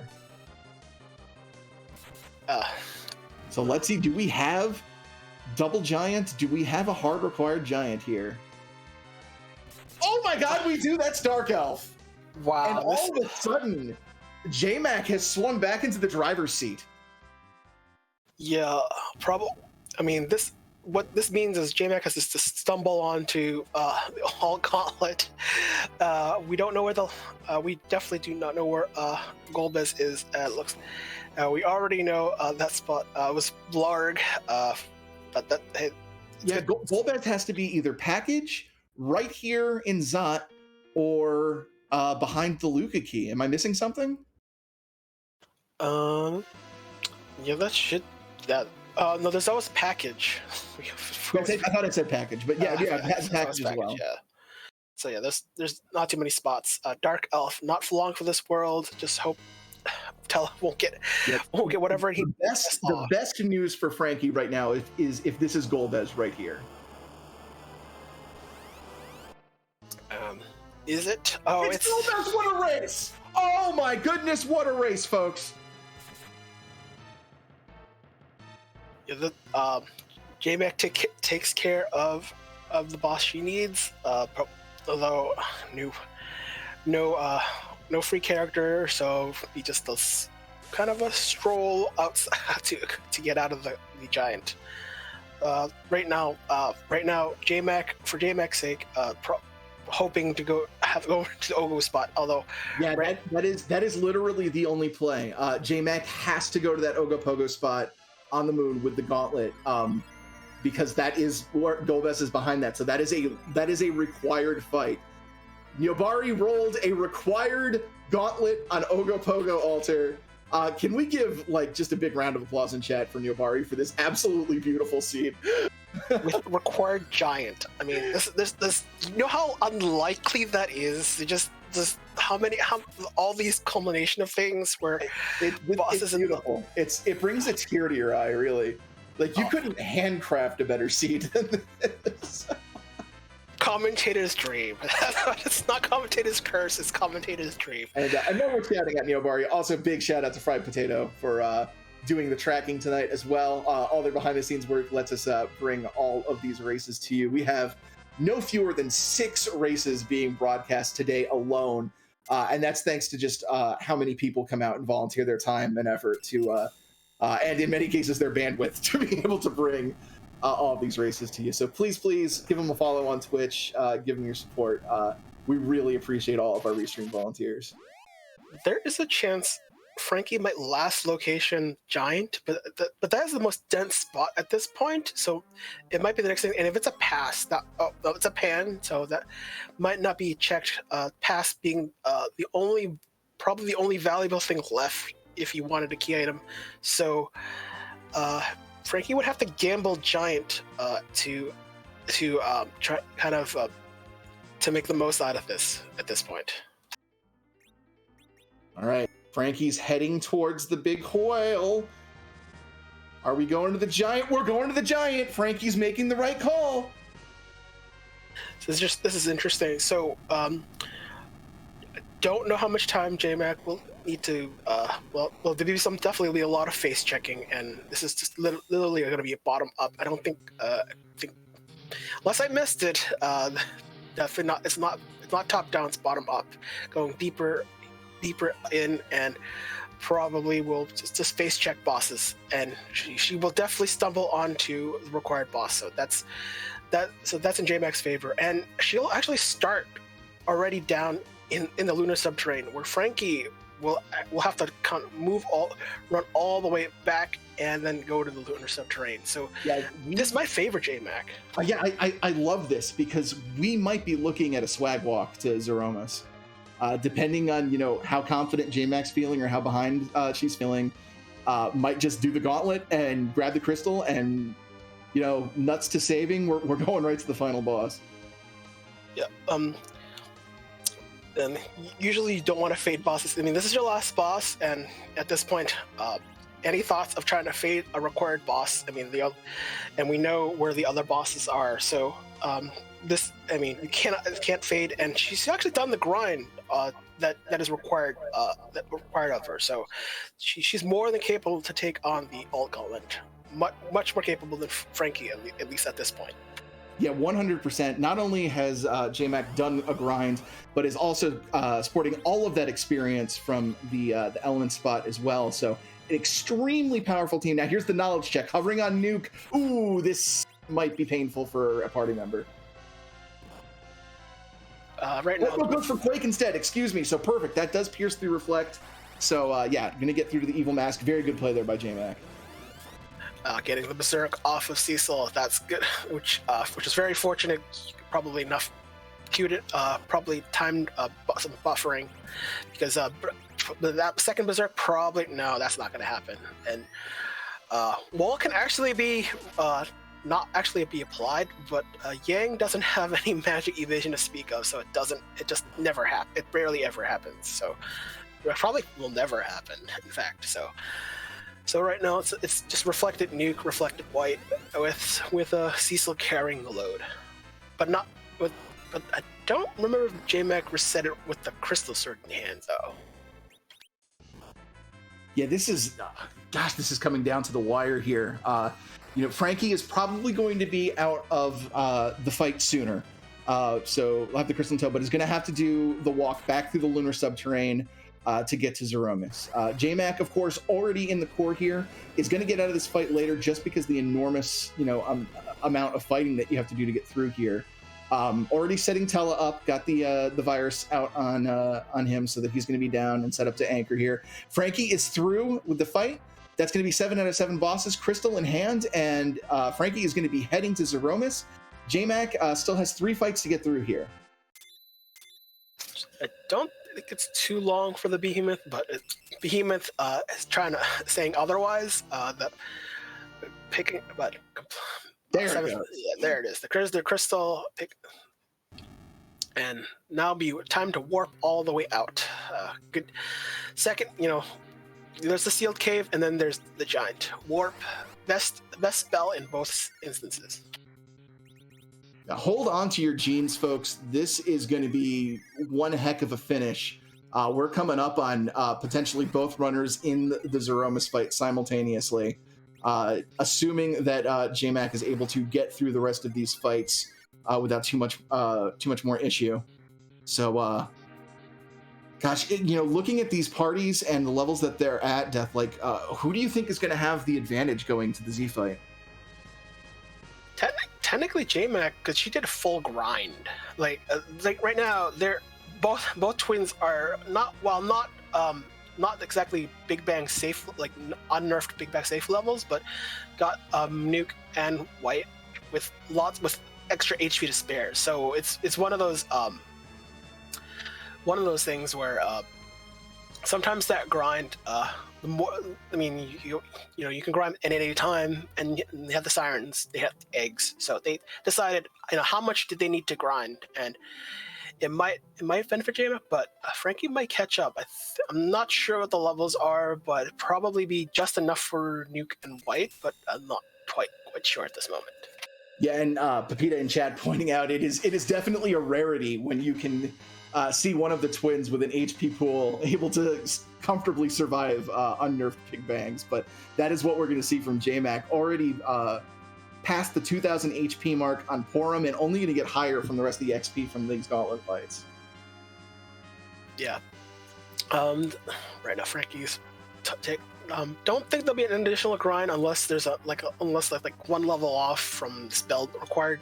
J-Mac just, at this point, should be thinking, do I want a safety save or just take swag walk? So we'll see immediately after the dual Red Dragon fight, which is right around the corner. And we don't want to not consider this a foregone conclusion, because this is a scary fight. Like, obviously J-Mac, very powerful, shouldn't have too much of a trouble, but don't underestimate the double dragon fight. It is it can sneak up on you. So just learned, hey, hourglasses don't work on these bosses, so anything in the what this area is usually called the Lunar core, so none of the enemies can be used hourglasses on. This also includes the treasure chest, so this is kind of like the only area where you can't use the hourglass in the limited area, and that's just so. Those are one of those things where, especially if you ever tried to loot, hourglasses only work on the kind of normal monsters and not the Lunar core monsters. Yeah, an interesting bit of trivia, at least in the original SNES version. Correct me if I'm wrong, but I believe all the random encounters in this area actually play the boss music instead of the regular battle music. That is right. And oh my god, they are almost completely in sync. Just a quick high five by the runner. frankiebones is going to be a few seconds earlier into the Z fight, but J-Mac right behind them. Now the big question is, J-Mac going to go back to save or not? At this point, if you're feeling behind, you do swag rock and hope everything goes your way. Levels are not the problem. Just swag walk. We've got a swag walk. J-Mac is going for it. This is a race, folks. Yeah, and it's time for those flags. I see these Z flags popping up. Is it time to go? It's time to sleep. I think it is. Death, you have been just phenomenal at keeping the runners informed this whole time. You may have the honors tonight. Z, he's always your final boss. We don't move him. We don't do anything special unless it's a randomizer. And hey, we like making Z look pretty, so pretty. Z can cosplay in so many forms because he has that alternate form. And that question we all like to ask ourselves is, whose butt are we going to kick tonight? And we are about to find out all the information about that butt over on frankiebones' side. Is the butt cute? Does the butt have a hat? The crystal is out. The true form is revealed. It's Riversmus.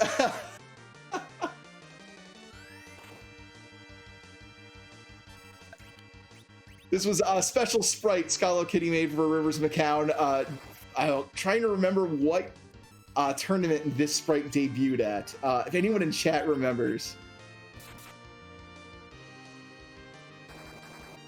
But I'm trying to understand soccer uniform with a American football. Don't worry about it. It's sports ball.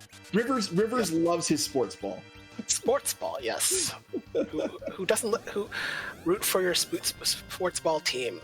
Nuke going in the ideal character, although I prefer probably better on Yang because he has a bigger tank full entry, but that's all right. Look, some hybrid strats reflect and Nuke. They're levels more than enough, so it's just a matter of hope. As long no mistakes are being made, no major mistakes. That should be fine, as any major mistake will definitely slow down the runners. So, and confirmation from Scala Kitty, the sprite creator extraordinaire, that this was for the football gauntlet. So that was back in 2019, I want to say. 2019, 2020. Time is a flat circle. But pie. So yeah, they're definitely not worried. This is just a DPS battle. If best time for instant death is if both casters get off their reflected spells and then a berserker finishes Zeromus off. That is the dream when you're doing hybrid strats. If you can't, if it doesn't happen, that's fine. But that just means it's very difficult to set up because there is about I want to say about a 12,000 HP buffer where if Zeromus is damaged by a direct attack during that time, he will get his HP refill and move into the second phase. So, if you're a berserker hits during that, then that kind of cancels out any of your reflect strats. If you manage to bypass that, fantastic. Yeah, probably not going to do it using hybrid strats, so you're probably going to have to do the whole fight. But this is really coming down to the wire. Can be trickier when you have Avenger wielding Cecil, and looks like Frankie beats Z first. Oh my goodness, folks! We do not have a definitive winner here. Both runners have finished close enough that this is going to have to go to admin review. Looks like JMac might have triggered eaten through the time gotten through the time. Was it the refill? That might have been the time saved. So yeah, that's wow. That's incredible. So I think reviews are done within 3 seconds between the runners. So it is so yes. Well, yeah, we want to account for since obviously we do these races online and it's obviously very difficult to account for delays regarding things such as internet connections and desyncs of that nature. So we allow a certain window between that anything that falls within that certain window, we do consider a tie and the runners do redo the race. It is a 3-second window. So what we're going to do now is our admin team is going to do a frame count on these races and determine what their actual times were. And then we will get a definitive winner or a declaration that we're going to redo the race from there. So we will get that information for you as soon as we can. In the meantime, let's talk to our runners. We've got both frankiebones and JMac the Librarian in here. What a race you two! Yeah. For sure. Gosh, so how about all of that everything? It really felt at times like this was a handcrafted scene designed to troll, didn't it?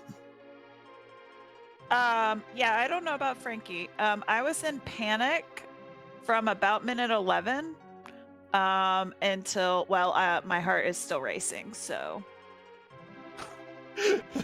Yeah. Mm-hmm.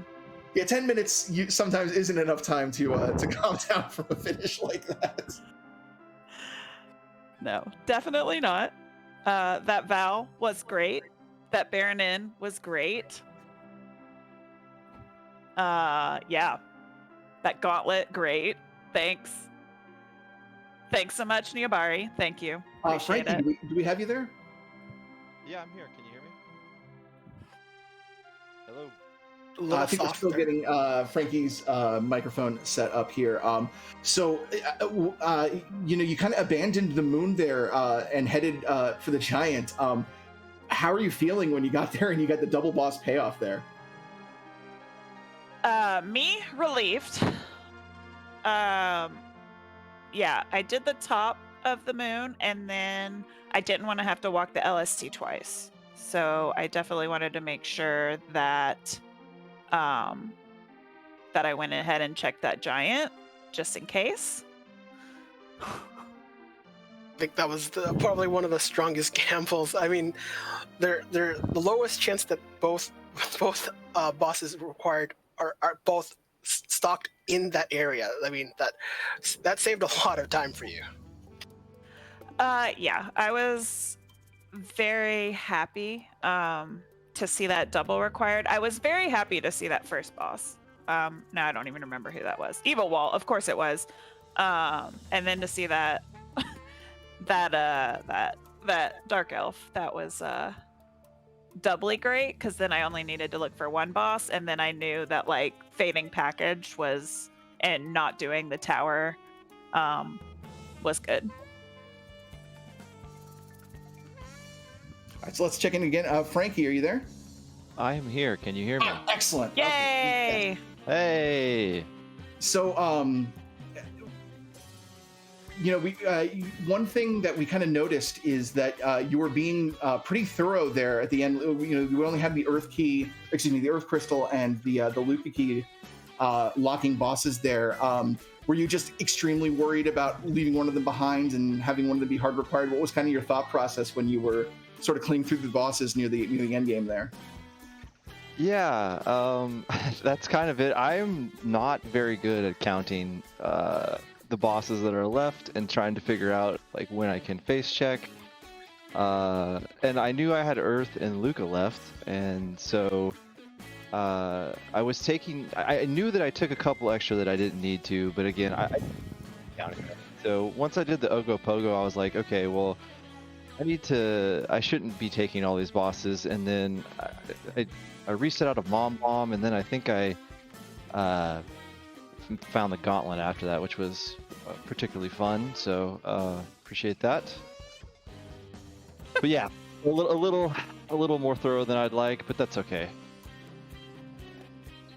Yeah, I mean, there's nothing worse than that feeling of, oh gosh, am I leaving something behind? Is there something still on the table that I'm not getting? So yeah, totally understandable.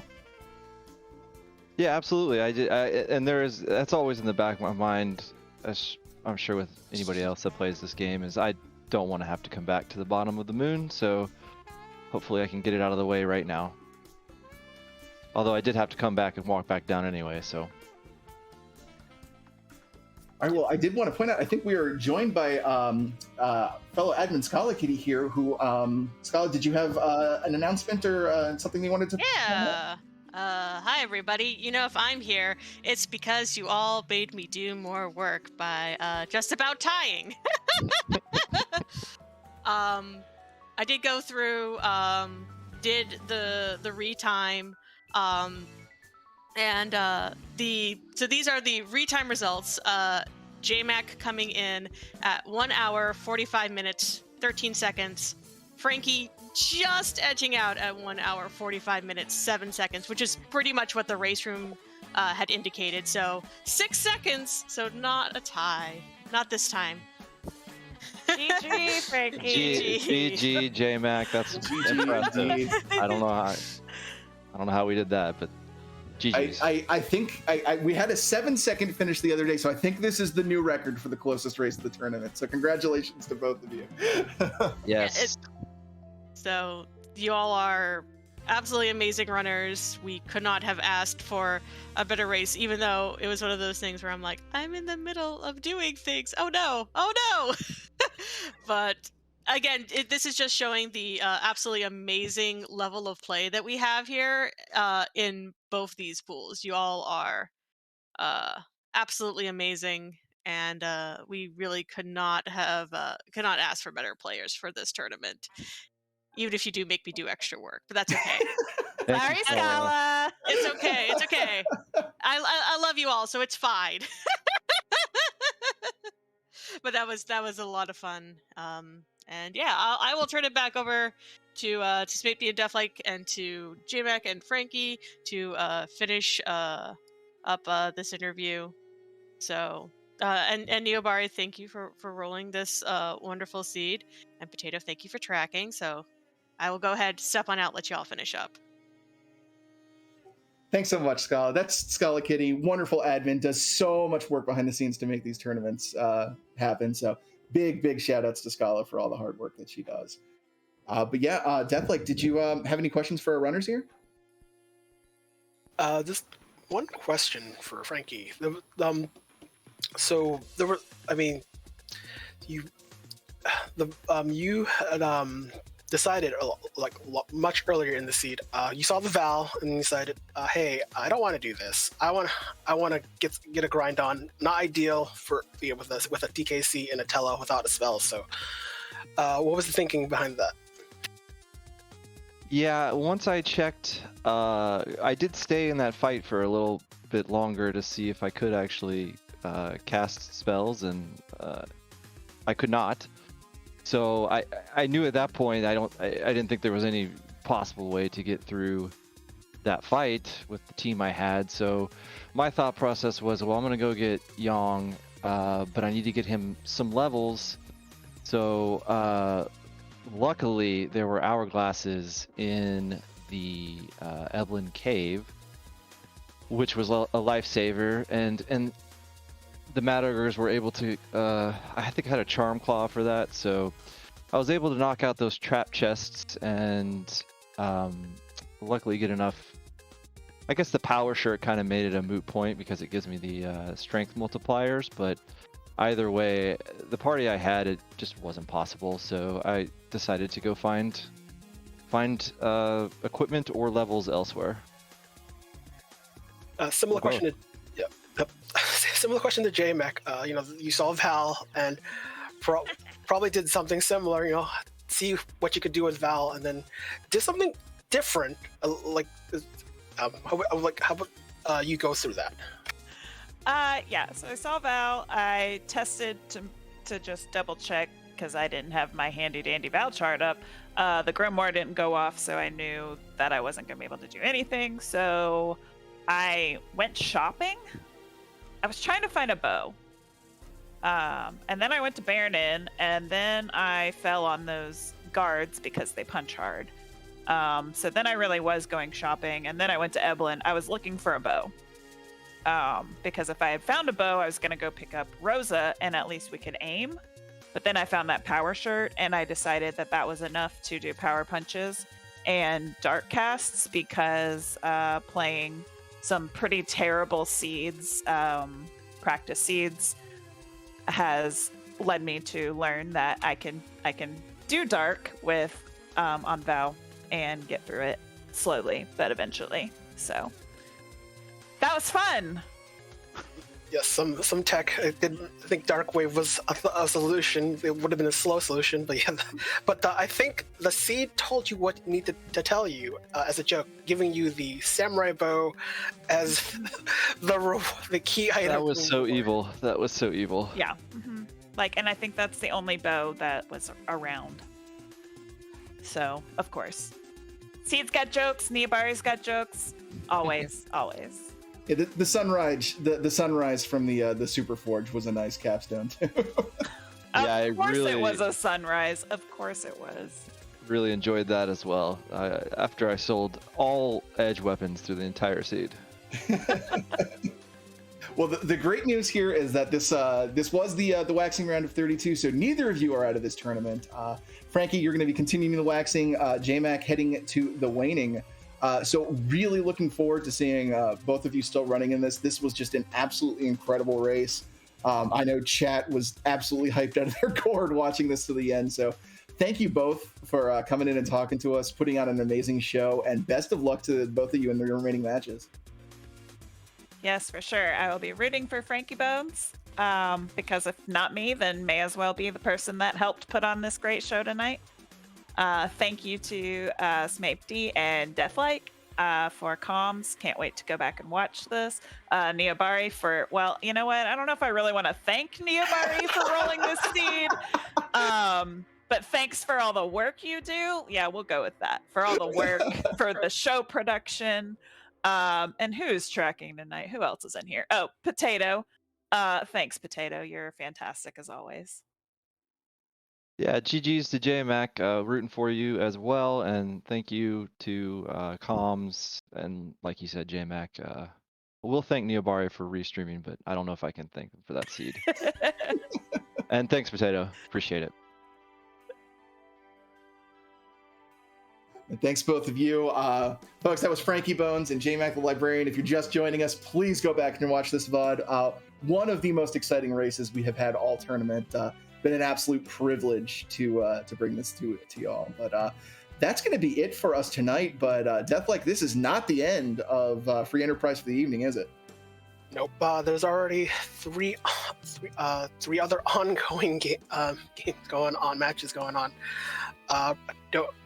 We're going to be moved to one of them really soon. We're moving to our main channel, Free Enterprise. So,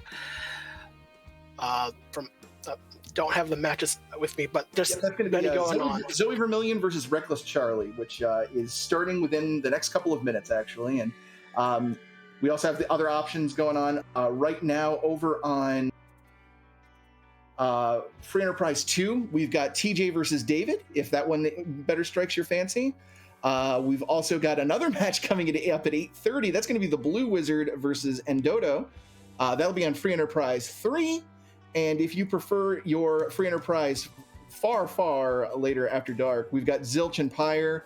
That is going to be on the Prime Channel, Free Enterprise 1. And that'll be starting at midnight tonight. So definitely catch all of those. But like I said, we're going to go over to Zoe Vermillion and Reckless Charlie about to start. Any last thoughts, Deathlike? Gotta thank Neobari for commentators blessing seed. That is all I gotta say. 100%. But yeah, thanks to everybody for volunteering. Thanks to all of you in chat for coming out and having a blast. Enjoy the rest of the races tonight. My name is Smapey for Fried Potato, Neobari, and Deathlike. Thanks for watching and have a wonderful rest of your weekend.